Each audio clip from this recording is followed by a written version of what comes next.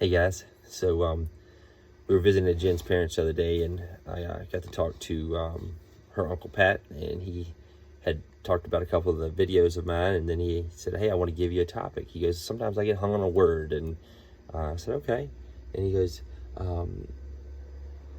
"Devoted," and so okay, he goes, "That's what I want you to just give you a topic." I said, "Okay," and so I've been thinking about it, and so I looked up, what does devoted mean? What does devotion mean? And I mean, I know what it means. I feel like I know when I'm devoted to something, I'm going to put my whole heart into it, but it means to love, to be loyal, to show enthusiasm to a person, an activity, or a cause, and that's all easy stuff, really. And we all do it because, we think about the things of this world. But it's easy to love and be loyal and be enthusiastic about the things that we can see. A lot of times we don't take advantage of where we see God, and we don't take advantage of worshiping Him. We don't take advantage of loving Him and being loyal to Him. And I guess when I read 1 Chronicles 28:9, it makes me think of this. As a parent, it's my responsibility to let my children know who God is, what He can do, what He's done, and why we should be devoted to Him. So in this scripture, David is talking to Solomon, and he's telling him to have that intimate relationship with God. He's telling him to get to know Him, and you need to make sure that you worship Him and you serve Him with all your heart, all your mind. All right? That's the same thing as parents we need to do, because when we first meet our parents, we don't even know about God yet. We don't know what's happening, but we see these people that are taking care of us, and so it's easy to start loving them immediately and be devoted to them immediately. So as parents, we have to teach our children who the true Father is. And so then as I go further,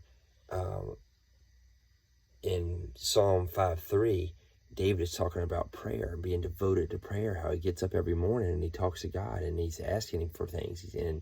And that's so important. So it's another form of devotion that we need to add in. And when you think about all this, what I'm talking about truly with devotion and being devoted, it's having your priorities aligned, and that we should be devoted to God, absolutely.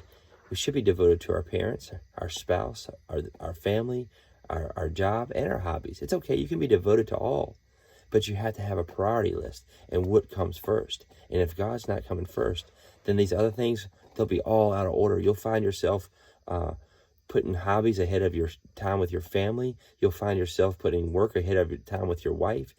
All these things will be out of order because God's in the middle somewhere. Maybe He's at the end. I don't really know, because our devotion lacks direction. Our devotion is not prioritized.